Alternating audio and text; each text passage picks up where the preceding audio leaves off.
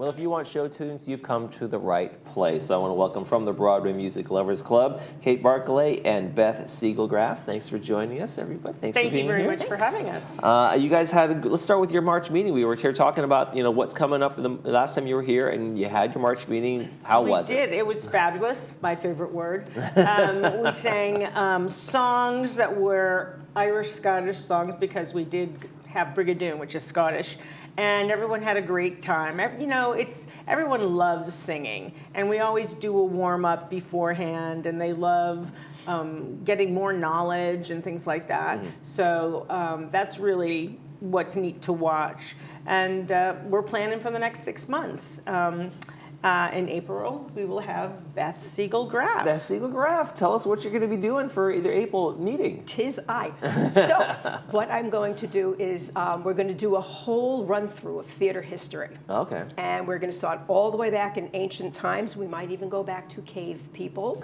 Just saying. Just telling stories around the campfire. That's exactly right. And that's really the origination. And then we're going to kind of take a little bit of a perspective to see exactly where what we consider music working into. And I know the club has already done Oklahoma and discussed how that was really pivotal, but we're also going to discuss over the last 100 years, how like every 20 or 30 years, how things have changed in musical theater sociologically.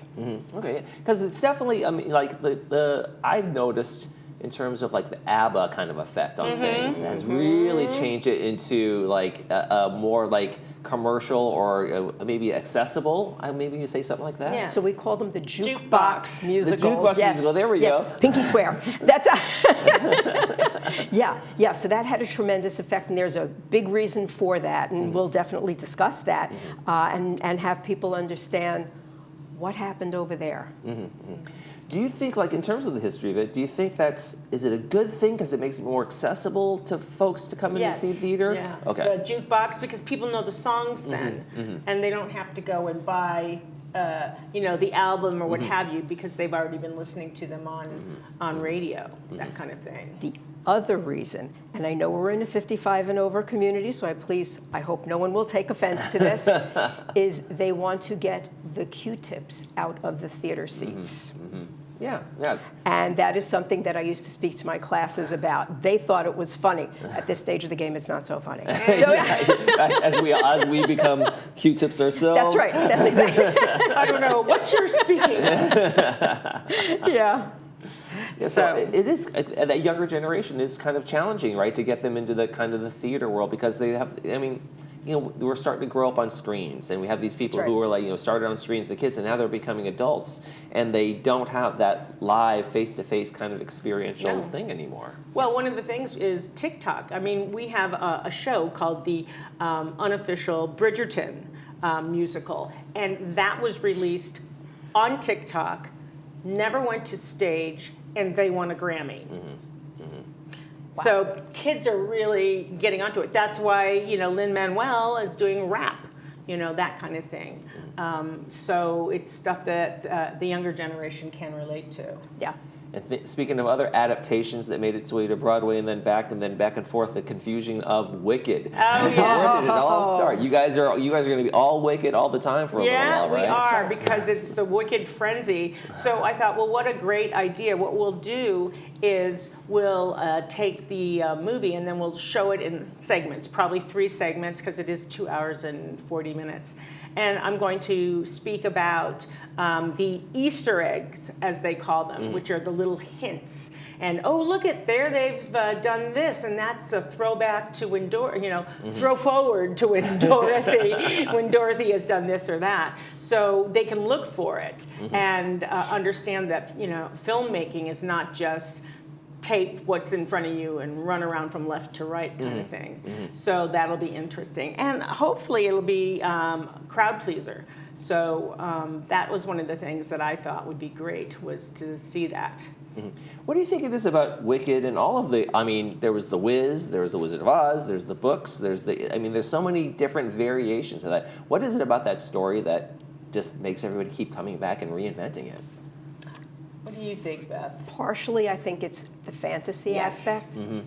and everybody is attracted to that. And, at the end, dreams really do come true. It's home sweet home. It's all of the Good. the piece, good versus evil, of course. Absolutely. Yeah. And that's, oh my goodness, yeah, that's all over. Yeah. So I think that really just hooks people right in. And then this movie is really about being different and how can you fit in and how do people accept you as different? Do they accept you as different? Yeah, and there's also a twist on what Wicked is and how she became, Exactly. that She is. personification of evil, Yes. right? But we're seeing not an evil person. Right, So, and we're seeing the other, witch, Glinda. We see her becoming good, close friends with Right. Elphaba. And people are like, well, that doesn't make any sense. That's not the relationship.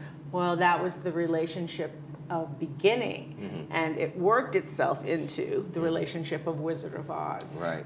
So you guys are going to be doing going to have some meetings. You're going to be showing the movie. You're going to be watching it, and then what are you guys going to do? You all going to the theater when it comes out? This part 2 comes out in November. Or? Yeah, I know, right? Yeah. I'm not going to make them do a book report. You might make it. Put away the red pen.